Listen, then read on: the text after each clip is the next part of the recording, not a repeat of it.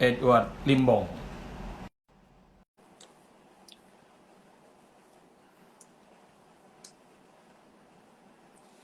Kita coba. Halo, selamat Halo, malam, selamat malam. Captain. David Harrison, selamat malam. Apa kabar? Puji Tuhan, baik. Bagaimana kabar, Captain?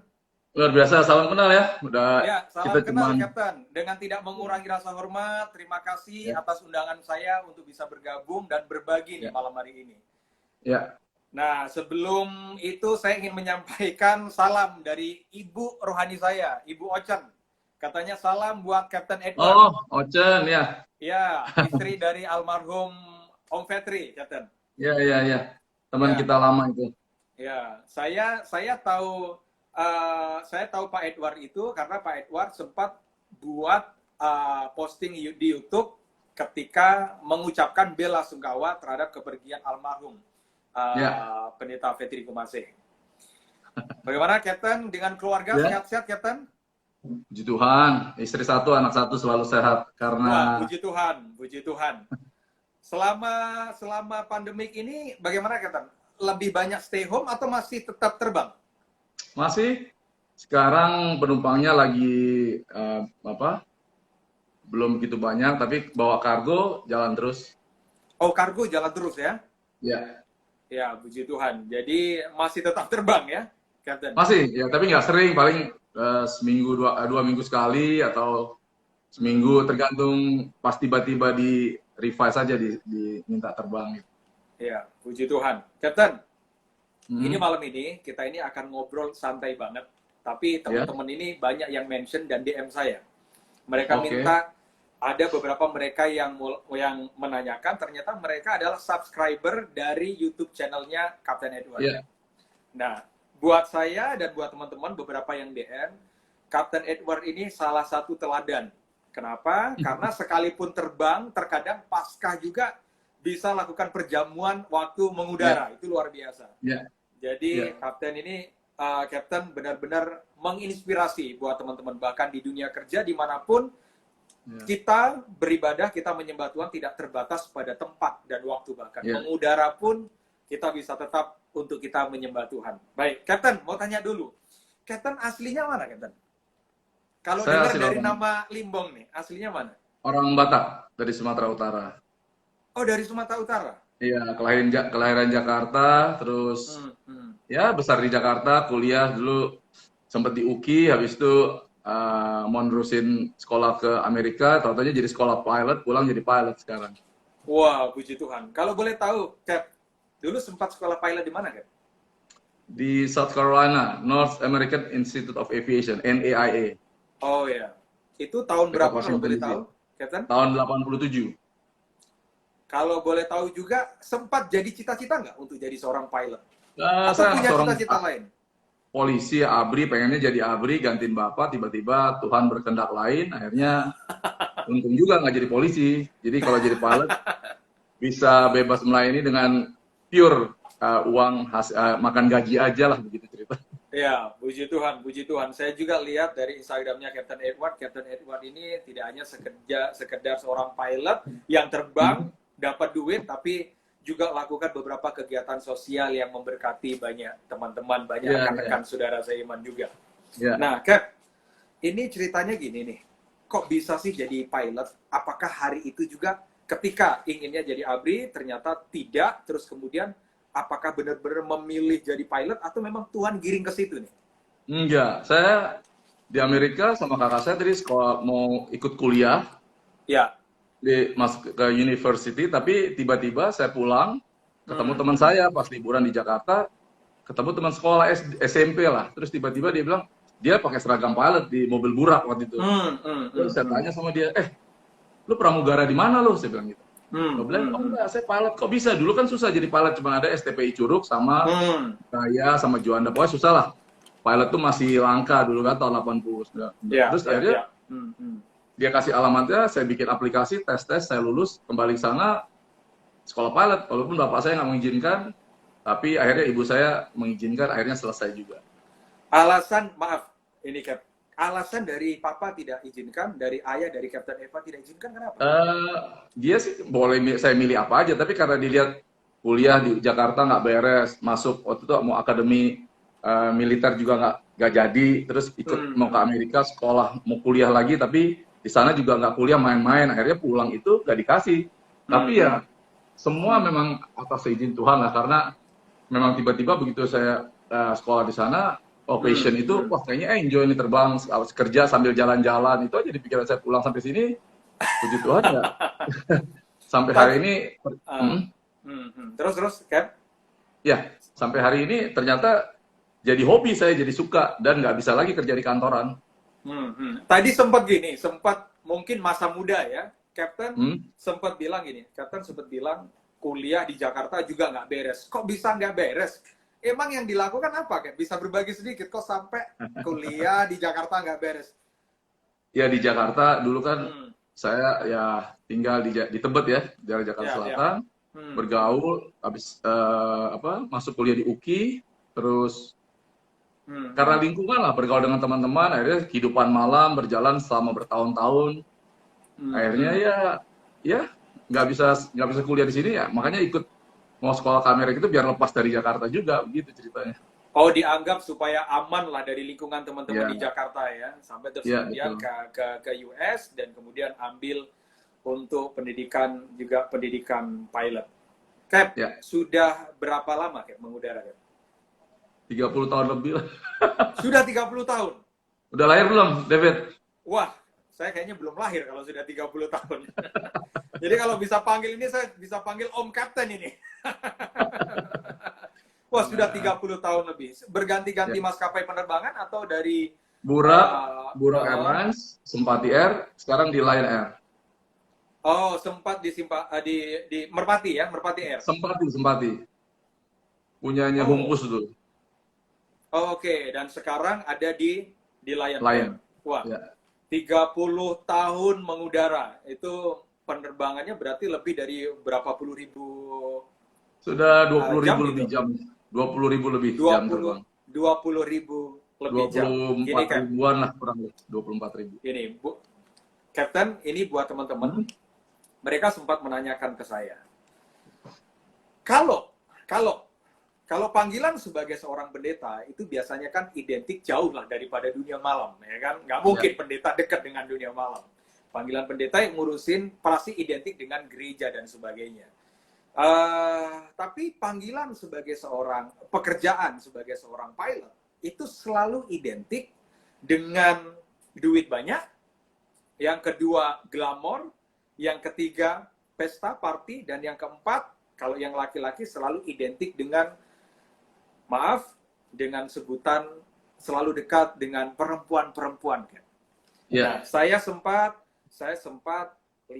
tonton video dari kesaksian Captain Edward, kebetulan diambil oleh Solusi, di mana ibu bersaksi bagaimana perjalanan rumah tangga Captain Edward bersama dengan ibu.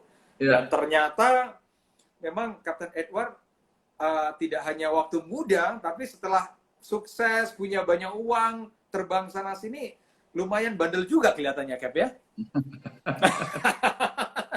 Cap, boleh nggak Cap berbagi sedikit? Apa yang membuat sampai terus kemudian Captain Edward yang pertama sudah sukses, punya banyak uang, glamor, sudah terbang, sudah mengudara, terus antara tahun 96, minta maaf, sampai 99, kok bisa terjebak di dunia malam, Cap? Ya, dari dulu kan kita rusak itu kan karena kebanyakan ya, satu karena didikan orang tua, kedua karena lingkungan, ketiga karena memang kitanya salah lah pokoknya. Kalau saya lihat waktu saya jatuh itu karena keinginan mata, keinginan daging, keangkuhan hidup itu yang selalu yang kita ingin sebagai orang-orang apapun lah. Dulu saya sebenarnya nggak sampai terlalu parah, tapi karena lingkungan teman-teman kerja saya, terus tiba-tiba terikut-ikut lah ke bawah-bawah, sampai akhirnya saya terjerumus cukup dalam, sampai semuanya saya tinggalkan, bahkan sampai melupakan Tuhan, sampai lebih dari 3,5 tahun. Jadi bukan karena kemauan kita, tapi karena keadaan yang membuat kita jatuh terhadap masalah tersebut. Keadaan lingkungan yang biasa. Jadi kalau boleh disimpulkan nih, Cap, ini mengcopy kata Bang Napi. Jadi kalau bisa disimpulkan, dosa itu terjadi bukan karena ada niat, tapi karena ada lingkungan di sekitar juga ya. Ya, ya, Nah, betul. tapi pertanyaannya begini kan, berarti Captain bisa lakukan itu, tapi kan Captain dari lahir kan memang sudah Kristen kan, maksudnya sudah anak Tuhan. Betul, betul. Tapi kok bisa sampai terus kemudian waktu muda, zaman kuliah seperti itu, terus kemudian bahkan setelah menikah dengan video-video kesaksian, minta maaf, bahkan juga sempat jatuh juga di masalah itu. Apa yang terus kemudian begini kan, membuat kita sampai terus kemudian tergoda, karena kan kalau tidak salah dari tahun 96 sampai 99, apakah tidak ada sesuatu yang bicara di hati misalkan, ini kayaknya salah, tapi masih tetap menikmati terus gitu. Gini, saya dilahirkan dari keluarga yang didikan keras. Sudah itu kecil saya HKBP, orang Batak kan. Iya. Besar sedikit saya Katolik. Sekolah saya sampai 12 tahun. Terus saya ikut Advent 3 tahun. Waktu saya jatuh dalam kehidupan malam, saya diinjili saksi Yehova. Nah, tapi sesudah itu, begitu saya terjerumus dunia malam, itu semuanya nggak pernah lagi saya ikutin. Bahkan saya lupa segala sesuatu itu karena sudah terikat oleh kehidupan malam yang nggak bisa dilepaskan oleh kekuatan kita sendiri.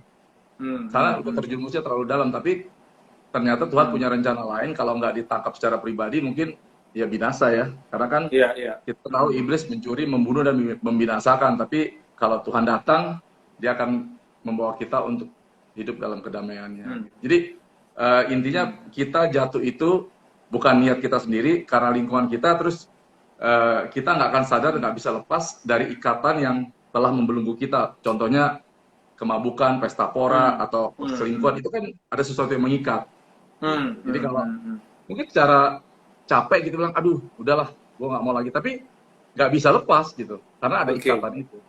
Apalagi lingkungan-lingkungan di sekitar juga ya, Cap, yang mendukung. Oh iya, setiap hari kan saya jarang di rumah, pergi, terbang, nginep satu hotel di daerah lain, ketemu dengan banyak orang, segalanya ada, nggak ada. Apalagi kalau captain itu kan saya pemimpinnya, in charge, di mana-mana kan terserah saya gitu loh. Jadi itulah yang makin, kalau uang sih ya lebih dulu, apalagi gitu, kita kerja di perusahaan yang bagus, dulu tempat itu paling bagus lah, selain Garuda ya. Jadi itu yang membuat jatuh itu pasti satu uang, kedua karena lingkungan kita. Jadi memang uang itu benar ya, uang dan lingkungan itu yang bisa membuat kita jatuh. Dan ternyata makanya sekarang kalau kita udah makanya kita udah ngerti sekarang, uang itu dipergunakan hanya sebagai alat, karena akar segala kejahatan adalah cinta uang, mengejar uang, sehingga banyak orang jatuh kepada yang tidak baik. Iya. Makanya paling berbahaya begini, ada orang yang bilang begini, paling berbahaya itu laki-laki ketika dompetnya tebal, terus pamornya mulai naik. Ternyata lebih berbahaya, katanya lebih jahat daripada singa hutan katanya, Cap. Tapi bersyukur bahwa apa yang Captain Edward alami sampai membawa Captain Edward mulai mengenal Tuhan. Dan begini, Cap, titik poinnya untuk kembali ke Tuhan itu seperti apa? Karena saya sempat tonton video kesaksian bahwa bahkan istri ibu tercinta, istri dari Captain Edward sempat benar-benar meneteskan air mata, sudah nggak kuat.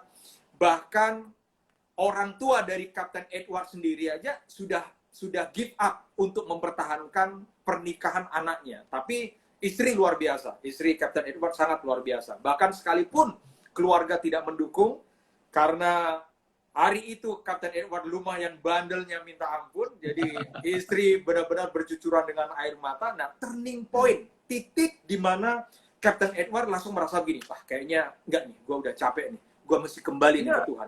Saya nggak pernah terpikir bisa bisa ketemu Tuhan, bisa bertobat, tuh nggak terpikir. Jadi waktu krisis ekonomi 98, itu saya stop dari penerbangan itu, dikasih pesangon. Waktu 98 itu pesangonnya 100 juta lebih, itu tahun 98. Nah, waktu saya dalam kehidupan malam bukan makin benar, makin kacau. Tapi sejalannya waktu, tahun 99 itu semua teman-teman kan krisis penerbangan, semuanya tutup. Teman-teman saya udah kerja di luar negeri semua, saya masih asik dengan kehidupan malam, dengan uang yang ada. Waktunya sudah mulai, satu kita, saya kecelakaan. Kecelakaan apa, kan? Tabrakan mobil. Wah. Jadi istri anak saya udah meninggalkan saya, pulang ke rumah ibunya. Itu sekitar bulan Maret atau April. April. Saya di depan Gajah Mada itu, saya nabrak mobil, hancur, dan saya parah lah. Akhirnya dibawa pulang ke rumah, saya di rumah sendirian, tiba-tiba istri saya kembali lagi pulang mengurus saya, karena yang selama ini dia sudah lari karena saya sia-siakan. Gitu. Nah, sudah berjalannya waktu, saya diurus sama dia di rumah kurang lebih 2-3 bulan. Nah, bulan Juni itu, karena saya pikir udah mulai sembuh, udah mulai normal lah dari kehidupan malam, akhirnya saya punya keluarga semua di Batam. Bapak saya pensiun pindah ke Batam. Ikutlah rencana, mau bisnis aja lah daripada pilot kan susah. Teman saya dulu waktu lagi krisis itu jualan sembako di mana jadi supir taksi. Itu banyak yang begitu. Pilot-pilot yang tahun 98. Akhirnya saya ke Batam, ceritanya mau udah sembuh nih, udah mulai bisa lepas lah sedikit. Sampai Batam itu saya pergunakan lagi, masuk ke dunia malam lagi. Pas datang sampai Batam itu niatnya mau ketemu keluarga, tapi malam itu saya nginep dulu di hotel. Malamnya pergi lagi ke tempat-tempat yang tidak baik. Akhirnya saya di situ hampir dicelakakan, hampir dibunuh sama orang-orang di situ karena dianggap saya orang yang mau membuat sesuatu bisnis yang tidak legal di Batam. Akhirnya saya ketemu, begitu saya mau dibunuh mereka, saya bilang enggak. Akhirnya saya dipulangin ke hotel. Sampai di hotel itu jam 6 pagi tanggal 28 Juni saya berdua sama ponakan saya. Sampai di hotel itu saya lihat dia tertidur. Saya nonton TV waktu itu dengan keadaan ketakutan karena saya mau dibinasakan sama orang-orang yang banyak segerombolan ini. Nah, saya duduk di kamar, saya pasang TV itu kurang lebih jam setengah 5 pagi, jam 5 pagi. Itu dengan ketakutan saya pikir, wah, saya tadi mau dibunuh sama orang itu, saya mau disantet, saya mau mati hari ini. Dalam kamar itu tiba-tiba dengan keadaan yang ketakutan, saya melihat segala sesuatu di dalam ruangan itu seperti yang mencekam, yang membunuh saya, dan saya melihat hal-hal yang mungkin tidak dimasuk akal. Orang bilang, halusinasi atau pada. Tapi saya lihat sendiri, di dalam TV itu, dosa-dosa saya, dan tadi malam pun ada saya lihat di dalam TV yang saya lihat pada saat itu. Wow. Tiba-tiba dalam ruangan itu keluar asap, terus dia kata-kata apa, come with me, I'm a 666, segala macam lah yang susah saya ceritakan. Saya bangunin orang, ayo, bangun cepetan nih, kita disantet orang yang tadi malam. Gitu. Akhirnya saya bawa dia, pergilah ke rumah kakak saya yang tidak jauh dari hotel tersebut. Sampai di rumah kakak saya udah telepon, dia bilang, wah lu pasti lagi nggak bener nih, kata kakak ipar saya. Ya, saya bilang, Lin, namanya Lina, saya naik ke atas, kakak laki-laki nggak ada, yang perempuan ada. Saya bilang, Lin, mana Alkitab? Gue dikerjain orang. Dengan keadaan yang nggak tahu, tiba-tiba minta Alkitab, minta didoakan. Jadi dalam keadaan yang... Terus, Cap? Ya, udah itu tiba-tiba dikasih Alkitab, saya manifestasi, saya bergerak nggak tahu apa, tumpah-tumpah, terus saya tiba-tiba saat itu saya berteriak-teriak, minta ampun, dan saya dengar suara yang tidak ada wujudnya, yang cuma dengar oleh saya, kakak ipar saya nggak dengar. Dia bilang, sekarang kamu percaya 3 kali. Nah, saat itulah saya ditangkap sama Tuhan. Bukan bertobat karena pendeta, bukan bertobat karena siapa, tapi saya dengar, makanya saya percaya mujizat. Saya pernah dengar suara Tuhan 3 kali, dan sampai hari ini cuma 1 kali. Hampir 20 tahun yang lalu, saya nggak pernah lagi dengar suara Tuhan. Maksudnya secara audible ya, tapi kalau kita secara pribadi bisa tahu lah mana hikmat, mana suara Tuhan. Jadi itulah pertama kali saya bertobat karena saya ketemu Tuhan secara pribadi. Jadi itu perjumpaan secara pribadi Kapten dengan Tuhan. Ya. Waktu Tuhan kemudian menunjukkan semua dosa-dosa, bahkan dosa semalam yang dilakukan. Itu perasaannya Kapten Edward tuh ngerasa bagaimana itu? Hatinya tuh ngerasa gimana itu? Loh, saya takut lah. Orang saya pikir, gue di alam mana nih ya? Begini nih. Bener, orang mungkin kalau bilang istilah anak-anak sekarang parno, tapi enggak. Kalau parno gue nggak ketemu, nggak bisa dengar apa, ujungnya nggak bisa dihajar. Itu tangan saya bergerak loh, David. Waktu mungkin udah lihat video solusi saya, itu tiba-tiba Alkitab itu menghajar saya, jatuh, tangan saya bergerak sendiri, dan saya nggak sadar. Saya baru diceritain sudah 3 hari 3 malam saya nggak diurus lah di Batam itu. Baru saya tahu gitu, oh begitu ceritanya ya. Jadi saya nggak tahu, pokoknya peristiwa itu tuh, kok mati nih hari ini, gue takut deh. Terus, jadi saya benar-benar lihat. Terus setelah Kapten Edward punya perjumpaan secara pribadi, spiritual journey bersama dengan Tuhan. Setelah kejadian malam itu, terus apa yang terjadi selanjutnya? Besoknya apa yang terjadi hari-hari berikutnya? Ya, 3 hari 3 malam saya diurusin sama adik saya yang dokter di sana, pokoknya diobatin, terus dipanggil hamba-hamba Tuhan mendoakan. Saya 3 hari 3 malam nggak bisa makan, nggak bisa apa, pokoknya ya nggak tahu di dunia mana nih. Terus saya katanya berkata-kata, pokoknya gue harus jadi inilah pokoknya mempermuliakan Tuhan lah, di keluar perkataan. Nah terus saya, oh ya waktu saya ketemu Tuhan itu saya minta ampun sama istri saya karena saya sudah mau berbuat dosa lagi. Ternyata ya itulah, begitu saya pulang ke 3 hari di sana, ibu saya telepon, pulang aja kamu, di sana mau ngapain katanya. Bayangkan nggak 3 hari 3 malam mau pulang naik pesawat, tak pikirnya gini, wah ini gua terbang nanti pesawatnya jatuh nih gua pulang nih. Sampai di Jakarta saya pikir, wah udah jalan udah nggak napak tuh, udah ngambang tuh. Sampai Jakarta ternyata tiba-tiba nggak ada apa-apa, saya sekolah lah. Sampai diproses Tuhan, sampai semuanya dibersihkan, kurang lebih 99 2001 hampir 3 tahun.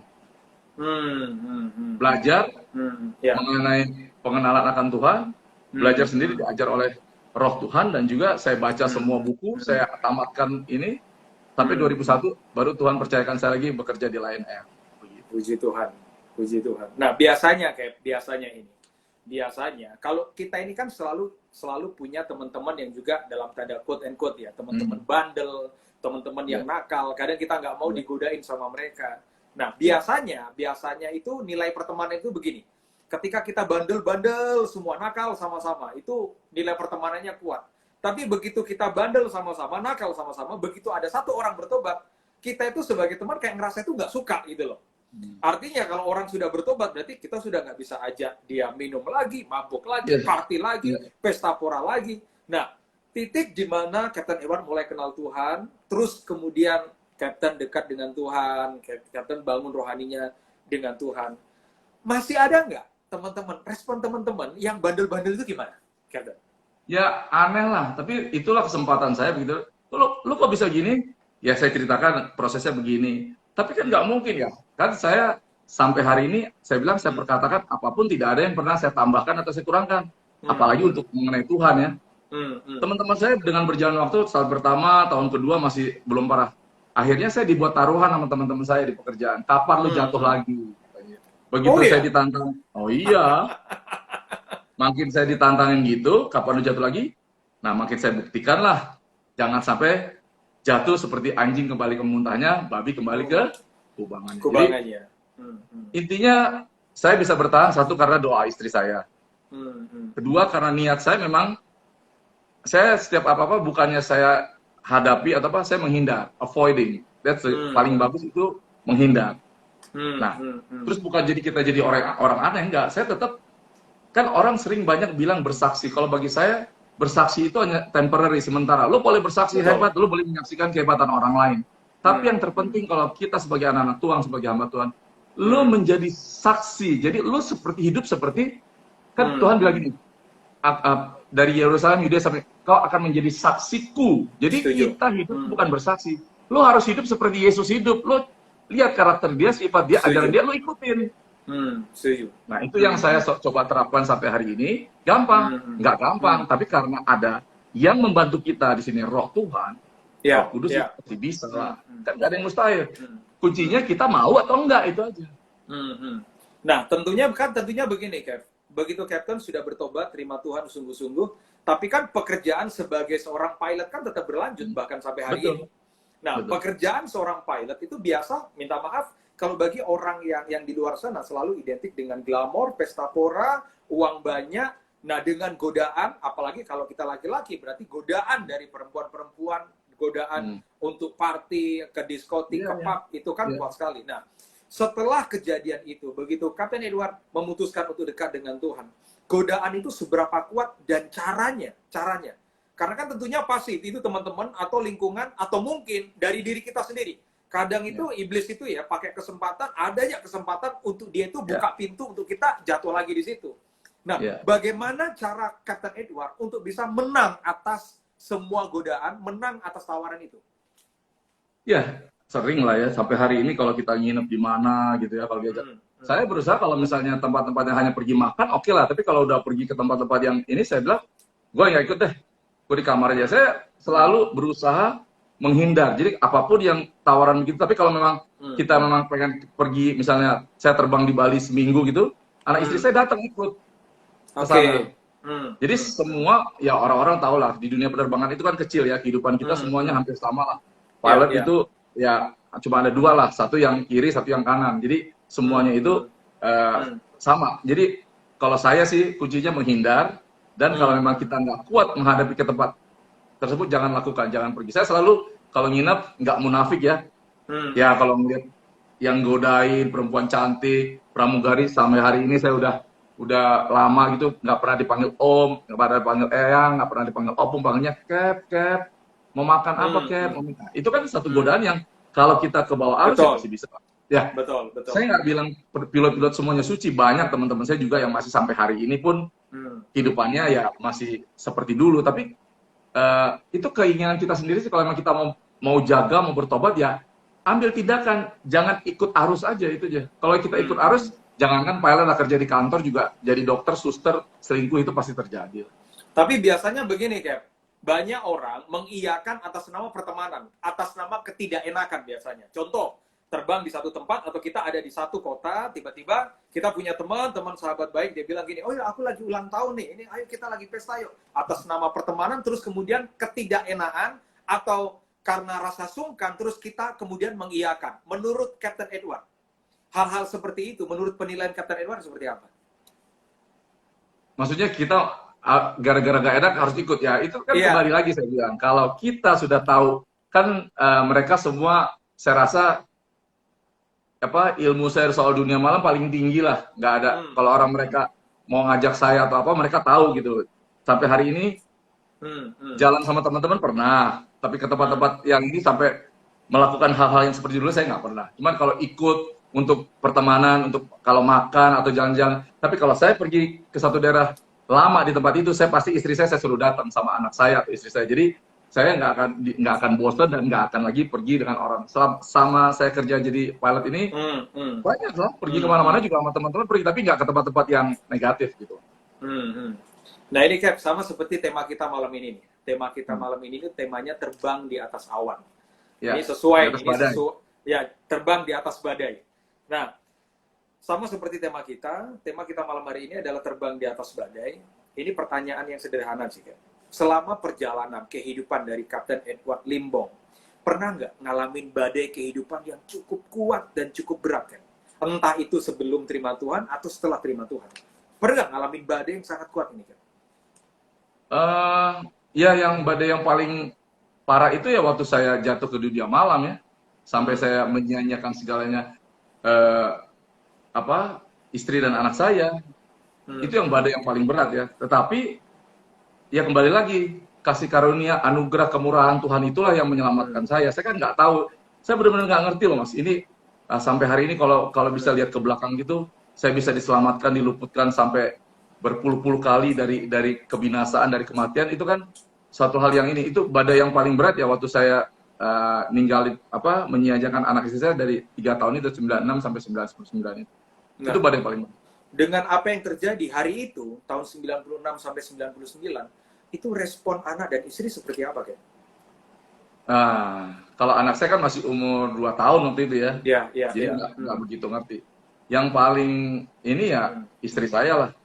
Karena makanya sampai hari ini kan saya bilang, hidup saya ini hanya untuk istri dan anak saya. Karena nggak mungkin ada lagi wanita yang bagi saya ya, sekuat istri saya, menerima perlakuan dari seorang suami yang kayak saya ini gitu. Jadi saya serahkan, satu, saya merasa berhutang sama Tuhan, dengan apa akan kubalas segala kebaikannya. Kedua, saya berasa berhutang sama anak istri saya dan anak saya sampai hari ini. Karena waktu saya lihat itu, saya benar-benar wah parah banget deh. Kalau diceritain di sini kan nggak mungkin, tapi udah terlalu parah gitu. Sebagai manusia itu udah nggak normal bagi saya waktu itu di Jakarta ini. Tahulah semua lah, kehidupan yang paling udah, otak tuh udah di luar kepala, David, bukan di dalam kepala, otak itu udah di luar kepala. Jadi ya itu yang membuat saya sekarang gini bersyukur. Makanya saya setiap hari cuma mau membalas kebaikan Tuhan itu. Karena apa? Karena dikembalikan semua hidup yang sudah hancur, yang sampah ini kita diambil, dibersihkan lagi, maka dimurnikan. Itulah yang paling berat badai yang saya jalanin 96 sampai 99. Tapi perjalanan rohani sendiri ketika terus kemudian hidup sudah dipulihkan, apakah tetap lurus aja terus Ya. kemudian keluarga Nah, tetap lurus, atau tetap ngalamin ya, badai di tengah perjalanan? puji Tuhan saya begitu bertobat 2000 saya langsung masuk yang adult, dewasa muda. Kebetulan saya di GBI Hmm, Senayan, hmm, hmm. saya masuk, Ya, dari situlah saya belajar. hmm, Dari itu langsung masuk pelayanan. hmm, Sampai hari ini saya tetap dimelayani di satu tempat tersebut dengan hmm, ketaatan dan kesetiaan, dan saya belajar semua. Saya sekolah teologi 3 semester, saya ikut semua kursus-kursus, dan hmm, hmm, ya puji Tuhan sampai hari ini bisa melayani karena kasih karunia. Dan juga saya tahu kita sebagai hamba Tuhan kuncinya cuma dua, punya ketaatan dan kesetiaan. hmm, hmm, That's hmm. it. Yang lainnya saya nggak punya. Saya cuma bilang sama Tuhan, kalau saya nggak pernah minta sama Tuhan dan nggak pernah doa aneh-aneh, nggak pernah. Saya yakini dia gini, Tuhan hari ini, setiap hari saya bilangnya selama 20 tahun, hari ini bagaimana, pagi ini saya bangun, sepanjang hari ini saya dapat menyenangkan hatimu. Itu aja doa saya. Jadi nggak ada, Tuhan minta ini, minta. Nggak. Tuhan bagaimana hari ini saya menyenangkan hatimu. Gitu. Karena memang Gitu Captain aja. sudah pernah ada di masa-masa di mana berlimpah dengan uang, terus kemudian terbang kemana-mana, dan biasanya selalu identik dengan entertain dan kesenangan-kesenangan, tapi justru membuat Captain jatuh. Makanya begitu Captain terima Tuhan sungguh-sungguh, Captain juga tidak hanya sekedar berdiam diri, tapi justru memperlengkapi diri, ikut dalam pelayanan, bahkan luar biasa Captain juga ambil pendidikan ya di teologi ya. Iya. Ya, diperlengkapi. Nah, itu luar biasa, Cap. Nah, Captain, ketika Captain ngalamin badai yang seperti itu, pernah nggak sih ketemu? Ini pertanyaan saya ini bukan bermaksud untuk mengungkit-ungkit. Contoh. Pernah nggak sih ketemu sama temen, terus kita cerita tentang kebaikan Tuhan, kita cerita bagaimana hidup kita diubahkan, tapi justru apa ya? Justru dipandang sebelah mata, justru dilecehkan, atau mungkin, maaf ya Captain, minta maaf sekali. Justru mungkin, karena saya ini bekas anak band, jadi saya itu pernah ngalamin hal yang sama. Ibaratnya dulu saya pernah manggung di satu tempat, saya bandel dengan satu orang, yang maaf saja dengan satu orang, terus kemudian begitu saya jadi pendeta, justru dia jadi jemaat saya. Gitu. Nah, pernah nggak, Cap, ngalamin hal yang seperti itu? Ketika kita sudah sungguh-sungguh dengan Tuhan, tapi orang itu mandang kita sebelah mata, orang itu ngomongin yang jelek tentang kita. Pernah nggak ngalamin seperti itu? Oh banyak. Teman-teman di pergaulan saya, di pekerjaan saya, bahkan di keluarga saya sendiri, saya masih dianggap, bener nggak sih? Nah, makanya saya buktikan dengan dari buahnya lah orang bisa melihat kita. Kan pasti seperti itu. Betul. Kalau misalnya di pekerjaan, orang nanya, kok lo bisa gini? Baru saya ceritakan, nih gini loh, Tuhan itu nggak bisa, kita nggak bisa milih agama kita apa. Ini kalau nggak seiman ya. Lahir itu nggak bisa. Kita minta agama Kristen, Muslim. Kalau minta agama Kristen saya bisa milih. Saya minta lahirnya di keluarganya Pangeran Charles, betul nggak? Betul juga yang saudara Muslim ya minta di Raja Fat aja jadi anaknya. Tapi sekarang dengan keadaannya kita telah menerima kasih karunia dan anugerah, kita kasih tahu loh, begini loh, hidup tuh kalau di dalam Tuhan begini, nggak ada ruginya. Yang ada enaknya terus ya. Tapi kan aneh. Kan serba nggak boleh ini, nggak boleh. Oh salah, saya bilang gitu. Bukan nggak boleh. Kita diberikan rambu-rambu itu untuk mendatangkan kebaikan pada kita, untuk menjaga, memagari kita biar nggak terjerumus dan nggak jeblos ke jalan-jalan yang tidak baik. Nah hidupnya lebih enak, saya bilang. Nggak usah takut, nggak usah khawatir, nggak usah. Nah itu yang saya kasih sama mereka. Tapi teman-teman banyak lah yang di belakang ngomongin, saya tahu nggak apa. Tapi di perkataan kita biasanya kan pastilah di tempat kerja saya tuh ngomongnya semuanya jorok, itu hampir pasti. Nah, tapi kalau saya datang, kita bisa merubah atmosfer dong.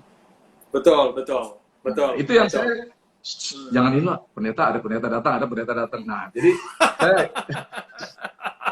saya seneng lah kalau yang penting kita bisa membawa dampak menjadi terang dan garam, tapi bukan cuma dengan perkataan omong doang gitu loh. Lihat dong tingkah laku lu bisa nggak yang saya bilang tadi, jangan hanya ngomong wah gue bersaksi nih, wah saksi buat Tuhan itu baik. Ya Tuhan baik, siapa bilang Tuhan nggak baik, pasti baik. Cuman lu nya bisa jadi lebih baik nggak kalau lu saksikan kebaikan Tuhan.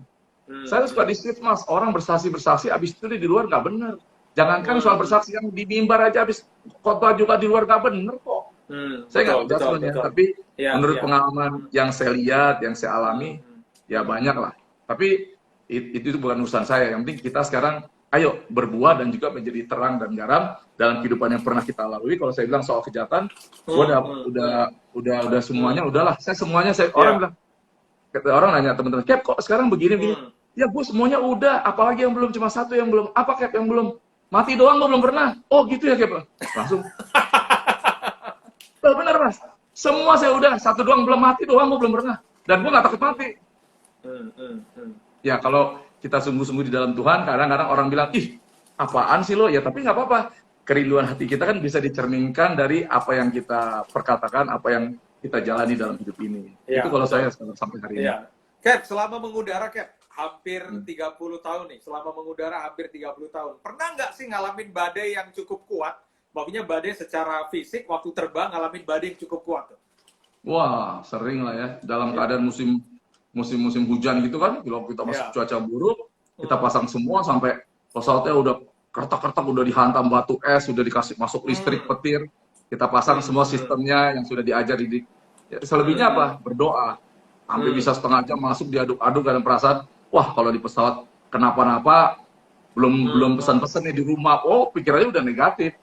Tapi satu hal, percaya, seberat apapun, sebesar apapun badai, saat kita mengandalkan Tuhan dalam segala hal, kita pasti ditolong, dibela, dan diluputkan. Iya. Nah, kapan dan waktunya pernah ngalamin badai seolah-olah ini saya nih, kalau saya pribadi sekalipun saya itu as a passenger ya, saya itu sebagai penumpang, kadang kalau sudah terbang Cap, itu kalau pesawatnya udah mulai goyang-goyang, saya udah nggak bisa lakukan apa-apa kecuali berdoa. Kecuali berdoa. Yang kedua, ya udahlah Tuhan, kalau memang jatuh ya biarlah kehendak Tuhan. Itu sering kali, saya harus jujur, itu sering kali. Bahkan pernah satu kali memang saya udah menyerah aja. Nah, apalagi seorang pilot nih, kalau penumpang itu kan cuma di belakang, Cap. Tapi pilot ini kan yang paling tahu apa yang sedang dialami. Pernah nggak di satu waktu ngalamin badai yang seolah-olah Captain, waduh ini udah selesai ini selesai ini. Pernah nggak sih ngalaminnya kayak gitu kan? Pernah. Makanya saya bilang tadi kan, terbang dari Padang gitu loh. Udah kiri kanan gunung semua. Saya dari Padang mau ke Medan waktu itu. Udah dibanting kertas. Saya udah pikir, waduh, ini kayaknya udah. Tapi saya tetap percaya dengan doa ya. Karena doa orang benar, kalau kita jalanin dengan sungguh-sungguh pasti dijawab Tuhan kan. Ya, betul. Langsung ingat aja, Tuhan itu nggak pernah, walaupun badai, murid-muridnya aja di perahu semua, dia tolong kok, apalagi kita inilah sampai hari ini.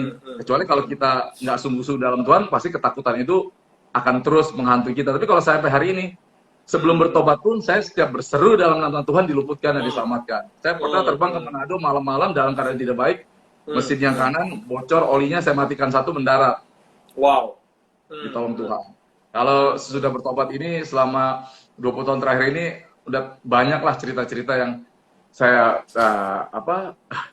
cuaca buruk. Ada beberapa video saya di Manado udah nggak, tiba-tiba saya gini loh, karena orang sekarang kan suka heboh soal mujizat, soal apa berkat ya. Soal mujizat itu kalau kita punya hidup yang benar, kita punya kuasa menghardik apapun, memerintahkan cuaca apapun. Nah, saya selalu nih cuaca jelek, saya bilang dalam nama Yesus terbuka. Itu yang tadinya nggak terbuka. Nah, mau bilang apa? Betul. Apa kebetulan? Nggak ada kebetulan. Saya bisa mendarat, ada yang nggak bisa mendarat, akhirnya divert, nggak bisa. Nah, belum lagi kalau tiba-tiba saya pernah mendarat sekali, tiba-tiba bannya pecah. Kalau secara manusia sih udah pasti lewat lah, tapi saya tahan gini, saya cuma berseru, Tuhan Yesus tolong. Nah, ini mujizat lagi.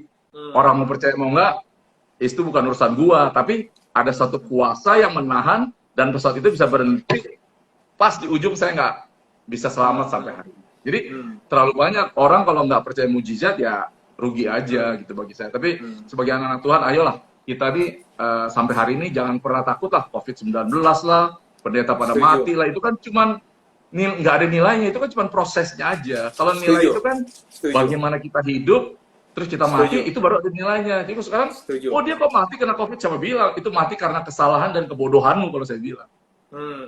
Setuju. Ya, itu menurut saya itu badai yang sesudah bertobat sama banyak ceritanya, David. Kalau mau diceritain kebaikan Tuhan tuh, makanya saya bilang, sampai saya bilang ini, Tuhan, kok lu baik banget sih sama gua gitu loh. Emang gua ini siapa gitu loh. Ya, David sama saya kan nggak ada bedanya kan? Sama. Betul. Disayang Tuhannya sama, mungkin kalau rajin baca pengetahuannya lebih banyak, atau rajin olahraga ototnya lebih besar, tapi kan Tuhan sayangnya sama. Yang buat beda ya kita, hubungan kita, respon kita. Setuju. Eager kita ke dia, itu yang bikin beda. Kalau saya ya, sampai hari ini saya bilang, siapapun teman-teman saya hamba Tuhan, saya nggak takjub loh. Saya bilang, Gue cuma takjub sama satu yang namanya Yesus yang gondrong itu, CS gue itu, gue bilang. Oh, yang lain Itu yang membuat, ya itu yang membuat Captain Edward bahkan terbang pun lakukan perjamuan terbang di atas sana. ya, Itu luar gini biasa loh, kan? saya waktu itu kan udah mulai COVID. Saya terbang di Medan. Tadinya mau sama teman saya kebetulan sama-sama seiman. Mau bikin di hotel karena udah nggak sempet jadi. Akhirnya saya terbang lah. Terus di atas kan hampir 1-2 jam. Hari ini Jumat Agung ya. Yuk. Ya udah, kita ritual biasa aja karena saya juga kalau dibikin di Persatuan Doa Lion di tempat ibadah mana saya udah sering mimpin perjamuan kan. Sampai sekarang saya udah statusnya jelas lah kalau dalam pelayanan gitu, terdaftar. Jadi saya bisa melakukan apa yang biasa saya lakukan dan bukan untuk apa tiba-tiba kok semua orang bilang, lu bikin ini, gue nggak tahu dan gue nggak pengen viral dan itu bagi gue nggak penting. Penting gue lakukan karena gue cinta Tuhan bukan karena biar dilihat orang gitu. Nah, satu hal yang saya pelajari bahwa kalau kita cinta sama sesuatu, apalagi kita cinta sama seseorang, kita tuh selalu ingin mengekspresikan rasa cinta kita. Betul. Nah, cuma terkadang ada banyak orang yang selalu menanggapi salah nih, Cap. Contoh, kita ini lagi pengen berapi-api nih sama Tuhan. Sama seperti waktu Captain Edward pertama, begitu berapi-api dengan Tuhan, ada orang yang bilang, udahlah, udah sok-sokan, jangan sok suci lu, udah kayak pendeta lu. Nah, banyak orang yang terkadang dalam hidup itu nyinyirnya seperti itu. Bahkan mungkin ketika Captain terus kemudian lakukan perjamuan, terus kemudian berdoa, terus kemudian nyanyi lagu rohani, terus kemudian beribadah, orang itu kadang suka nyinyir, apa sih sok-sok rohani, apa sih sok-sok pamer.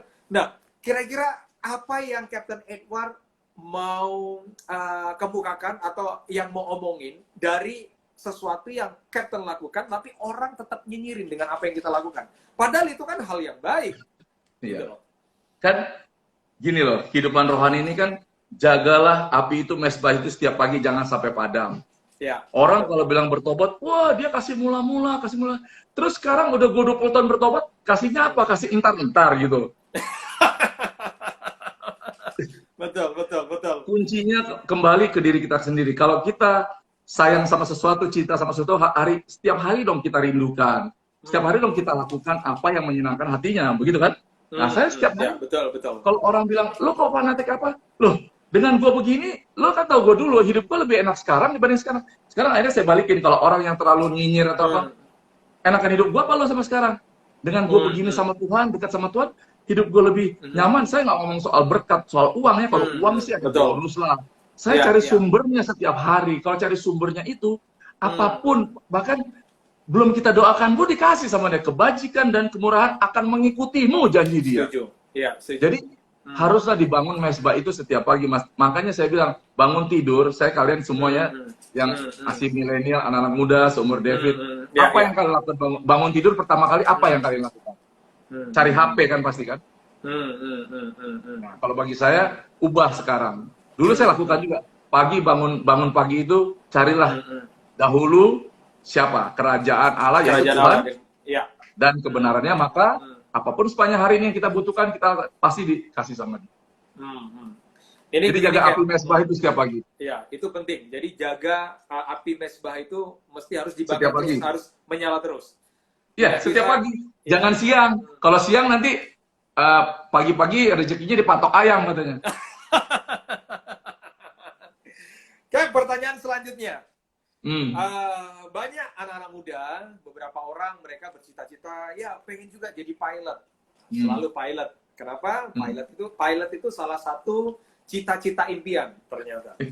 Ternyata menjadi seorang pilot itu salah satu cita-cita impian dari seseorang. Seminggu yang lalu saya live bareng dengan sahabat saya, kebetulan sahabat saya papanya CEO dari Sriwijaya Air. Anak dari Pak Chandrali.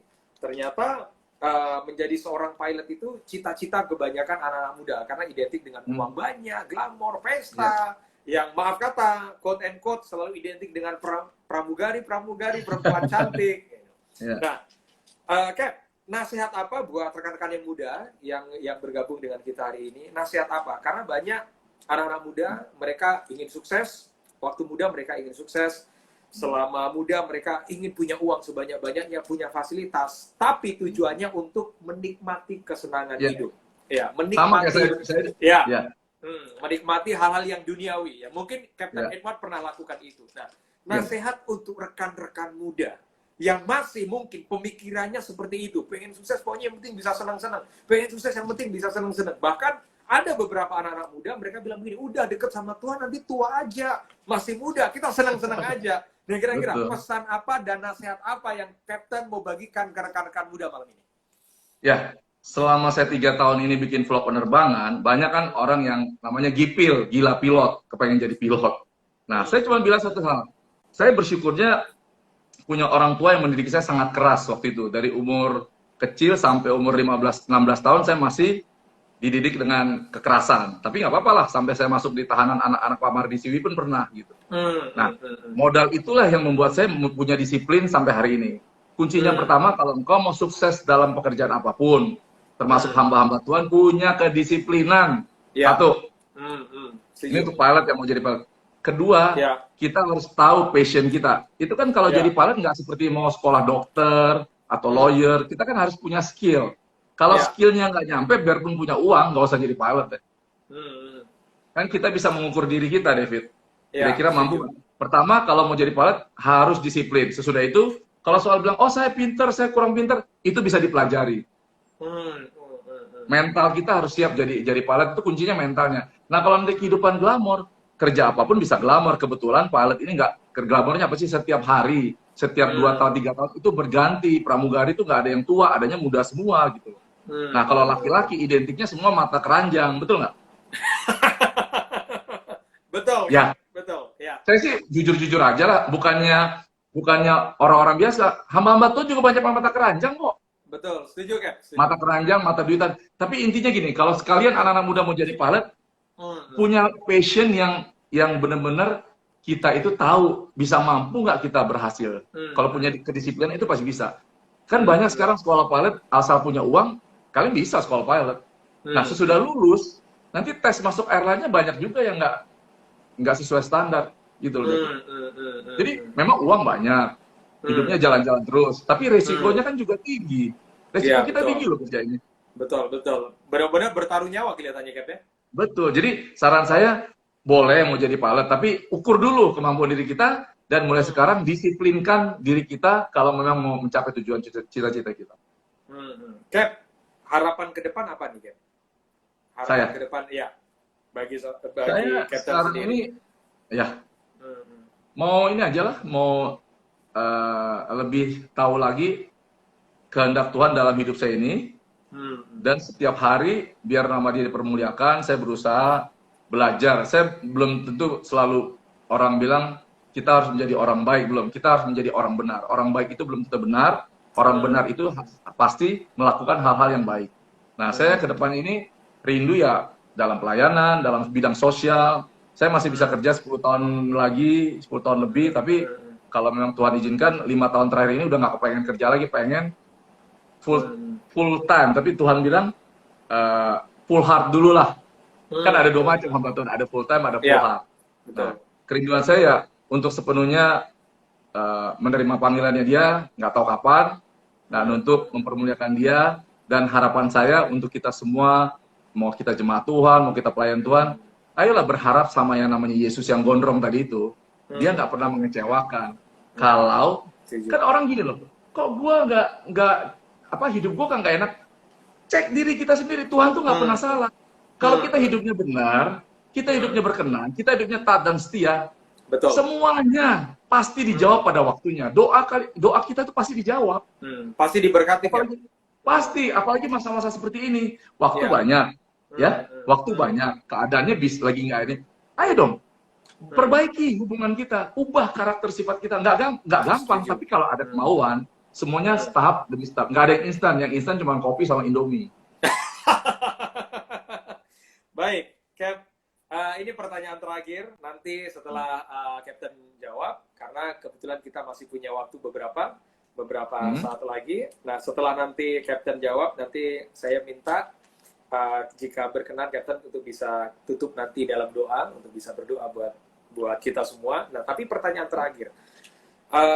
Mengalami masa pernah gagal, pernah jatuh, muda, amburadul, sampai terus kemudian diberkati Tuhan, pernah punya uang, tapi juga gagal lagi, terus sempat mengecewakan keluarga, sempat kemudian istri dan anak sudah pulang ke rumah, Captain sudah ditinggalkan, jadi pernah punya Bukan uang ditinggalkan tapi dia, jatuh ya. bukan ditinggalkan, saya meninggalkan dia. Oh, Terus Captain dia juga pernah meninggalkan.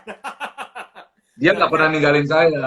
ya, selama mengalami masa-masa pernah jatuh, pernah gagal, Cap, arti kesuksesan yang saat ini menurut Captain Edward itu apa? Ini buat rekan-rekan muda ini, supaya rekan-rekan muda persepsi, jadi pemikiran mereka tentang sukses itu nggak salah. Jangan cuma sukses, cuma yang penting punya duit, punya apa segala. Setelah Kalau melewati semuanya, menurut ya, Captain Edward, arti sebuah kalau kesuksesan saya itu sampai apa? hari ini Hmm. kesuksesan itu kan dilihat dari sudut pandang apa dulu kan. Orang bilang kalau sukses itu, wah kalau dia terkenal itu sukses, kalau banyak uang, kalau cantik, kalau ganteng, kalau jadi punya jabatan itu sukses. Kalau bagi saya, Ya. kesuksesan itu saat engkau dalam hidup ini bisa menjadi menjadi berarti bagi orang lain. Itu kesuksesan. Bagaimana caranya sekarang? Kayak saya sekarang ini, walaupun krisis, gaji dipotong, tapi kayak biasa aja, tetap bersyukur aja. Karena saya tahu semuanya ini, kesuksesan itu yang beri pertama Tuhan, pasti. Ya. Kalau dari segi rohani. Tapi kalau segi dari orang-orang sekuler dunia, kerja keras yang mendatangkan keberhasilan. Kerja keras dibarengi dengan takut akan Tuhan, mengandalkan Tuhan, double portion keberhasilannya, Mas. Jadi, saran saya untuk kita semua yang menonton ini, ayolah, hidup ini adalah pilihan dan kesempatan. Kalau kalian mau hidup lebih baik, lakukanlah hal-hal yang sesuai dengan apa yang telah diajarkan oleh agama kita, oleh kitab suci kita. Tapi kalau orang masih sampai hari ini menganggap enteng Tuhan karena dia punya sesuatu, pasti satu saat nggak keturunan dia ke satu, kedua, ketiga, keempat, pasti nanti kena. Jadi saya juga rindu udah 3 tahun buat channel sekuler, pilot. Saya udah buat channel rohani ini baru 2 hari, 3 hari yang lalu, namanya Martabat. Mari kita tobat. Itu inspirasi tadinya Markibat, Markibongnya Denny Siregar nggak jadi. Markibat, mari kita tobat. Sekarang Martabat. Nanti kita boleh share, nanti saya undang juga David kalau misalnya ada di Jakarta. Di Jakarta apa di Singapura? Ini saya masih di Singapura, Captain. Oh, Singapura. Oh, belum bisa pulang. Iya, saya sudah 3 bulan di Singapura, masih belum balik. Nanti selesai saya balik ke Jakarta. Ya, nanti kita bisa bikin pelayanan sama-sama. Yang penting boleh, Captain. Ya. Anak-anak muda bangkit untuk menjadi contoh, menjadi terang. Jadi bahaya, David. Masing-masing muda sekarang kan saya banyak teman-teman pelayanan yang masih muda-muda. Saya cuma bilang, ayo harus kuat. Jam terbang itu yang menentukan pelayanan kita, bukannya kehebatan kita, ilmu kita, bukan. Tapi roh itu yang menuntun langkah kita, yang membuat kita berhasil, dan jangan sampai jatuh ke dalam hal-hal yang sama. Gitu. Jadi di follow nanti channel rohani saya Martabat ya. Saya mau bikin sekarang baru 3 hari, baru 3 hari. Ya, kita berdoa sama-sama supaya kita jadi berkat dan memberkati banyak orang ya, Captain. Itu saya benar-benar saya amazed banget dengan apa yang Captain lakukan, termasuk berbagi, mengekspresikan rasa cinta ke Tuhan, bisa perjamuan, itu kan jarang banget gitu loh. Kan banyak orang semua karena anugerah, semua karena kasih karunia, semua bukan karena kuat gagah kita, bukan karena kehebatan kita, bukan karena kegantengan kita, kepintaran kita, bukan karena uang kita, semua karena kasih karunia. Ya, semua karena kasih karunia. Pernah gagal, pernah jatuh, pernah hancur, dan kemudian kita diselamatkan, semua karena kasih karunia yang Yesus lakukan di atas kayu salib. Baik, Cap, terima kasih banyak malam ini, terima kasih banyak atas waktunya, terima kasih banyak Captain Edward bisa berbagi bersama-sama dengan kita, dan saya berharap keluarga stay safe, tetap dalam berkat, anak dan istri tetap dalam berkat Tuhan, dan dengan tidak mengurangi rasa hormat, sebelum kita tutup, boleh Captain Edward bisa pimpin kita dalam doa untuk kita bisa berdoa bersama-sama. Silakan, Captain. Mari kita satukan hati, kita berdoa. Kami bersyukur untuk acara malam ini, Tuhan. Kalau boleh talk show bersama hambamu David Harrison, kami percaya biarlah live Instagram ini menjadi berkat bagi anak-anakmu yang menonton. Jamah, ubahkan Tuhan, biar kami boleh menyaksikan kebaikan-Mu, bukan hanya untuk hidup pribadi kami, tapi untuk boleh menjadi dampak dalam keadaan saat-saat seperti ini. Kami percaya virus corona ini tidak akan lama lagi, akan mengubah hidup kami, bukan mengubah dunia ini, Tuhan, mendatangkan kebaikan bagi kami, karena kami percaya Engkau tidak pernah berubah dahulu, sekarang, sampai selamanya, dan kami juga mau, Tuhan, berubah.